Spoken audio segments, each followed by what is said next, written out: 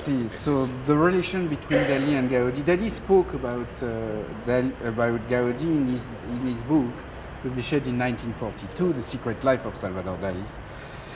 He remembered a meeting with Le Corbusier, and Le Corbusier asked him how he sees the architecture, and Dalí answered, I see the architecture molle et poilu, hairy and molle. I don't know the word in English, but soft. So then it exists some photos, few photos of him visiting Casa Mila with Gala, meaning after 1929.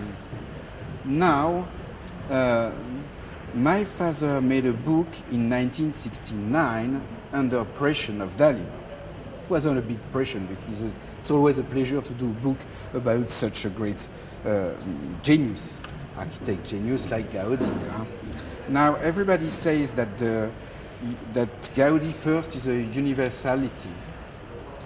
If you look at the inspiration of Dalí for Gaudí, comes from a great text of the Catalan philosopher Francesc Pujols. So the base of the book was the text of Pujols. Pujols speaks about the universality of Gaudí. He says that probably the mission of Catalan, the Catalan, was to arise a new religions, or let's say universal religions.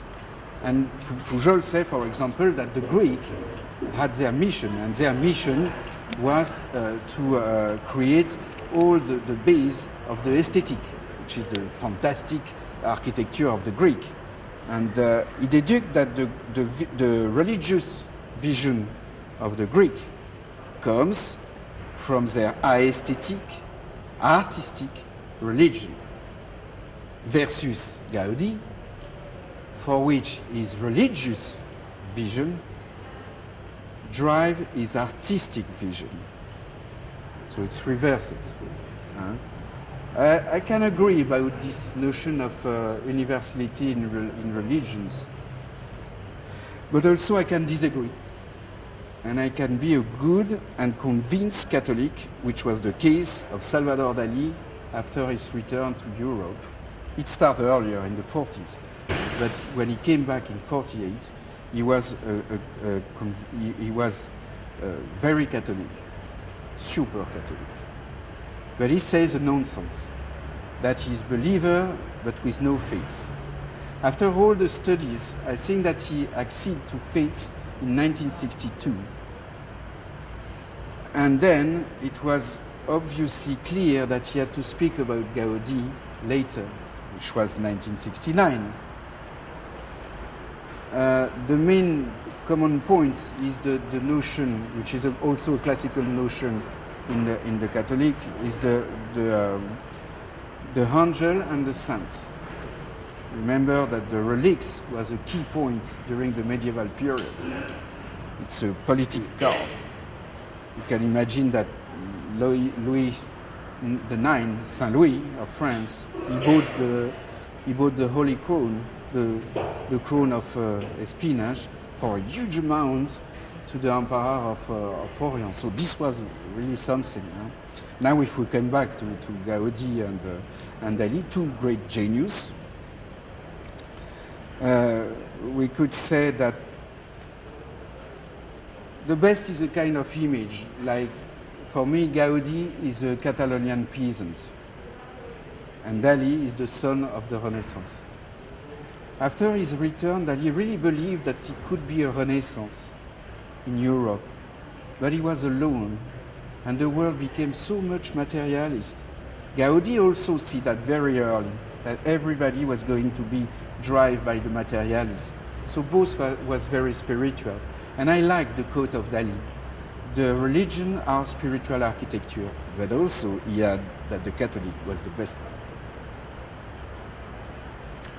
Is there, this is something that I've been watching for my personal information, is there any connection in the symbolism that Gaudí and Dalí used in their career?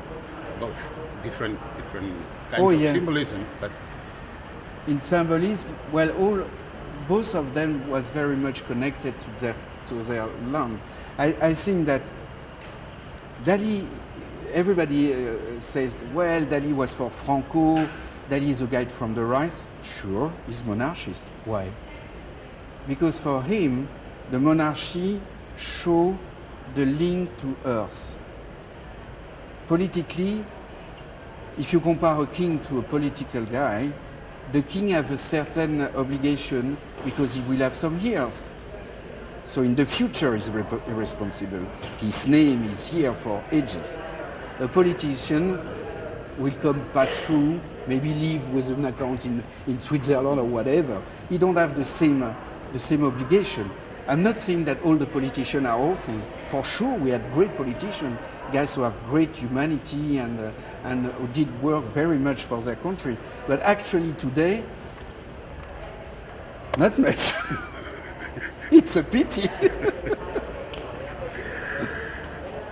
For me, we have enough. You are satisfied with what you said? Yeah, I could have speak about the sea urchin and things like that, but that's okay. So.